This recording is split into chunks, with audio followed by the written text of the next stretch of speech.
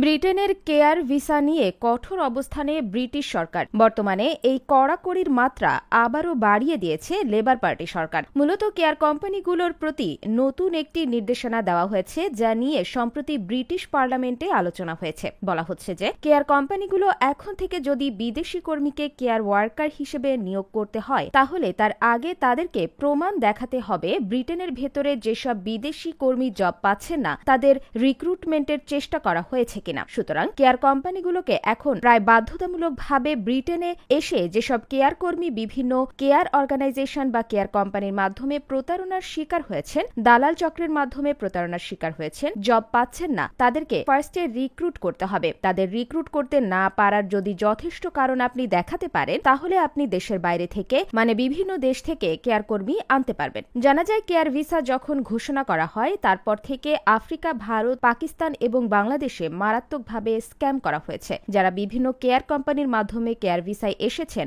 তাদের বেশিরভাগ লোকই জব পাননি এবং এই যে ভিসা সিস্টেমকে ভায়োলেট করা হয়েছে। তারপর থেকে সরকার ঘোষণা করেছে যে কেয়ার কোম্পানির অধীনে যারা ওয়ার্ক পারমিটে আসবেন কেয়ার ওয়ার্কার হিসেবে, তারা তাদের পরিবার আনতে পারবেন না। গত বছরের এপ্রিল থেকে এই নিয়ম চালু করা হয়। এরপরে কিন্তু আসলে বিদেশি কেয়ার ওয়ার্কার রিক্রুটমেন্ট অনেকটাই কমে গিয়েছে। এরপর স্যালারি থ্রেশহোল্ড 23,000 থেকে 25,000 পাউন্ডে নিয়ে আসা হয়েছে। 25,000 পাউন্ডের নিচে কোনো কেয়ার ওয়ার্কার রিক্রুট করা যাবে না, ফরেন কেয়ার ওয়ার্কার রিক্রুট করা যাবে না। এই বিষয়গুলোকে নতুন নিয়মের আওতায় নিয়ে আসা হয়েছে। সুতরাং কেয়ার ইন্ডাস্ট্রিতে এই মুহূর্তে যারা বাংলাদেশ থেকে বা বিভিন্ন দেশ থেকে আসার পরিকল্পনা করছেন, তাদের আসলে একেবারেই বুঝে শুনে এই স্কিমগুলোতে আসা উচিত। কারণ এখানে প্রচুর প্রতারণা হচ্ছে, প্রচুর প্রতারণার গল্প এই লন্ডনের রাস্তায় ঘুরে বেড়াচ্ছে। অনেক দালাল ফুলে ফেপে একেবারে বিশাল বড় লোক ধনী হয়ে গিয়েছেন, আর অনেকেই পথের ফকির হয়েছেন এসব দালালের খপ্পরে পড়ে। ব্রিটেনে বসবাসরত এক ব্রিটিশ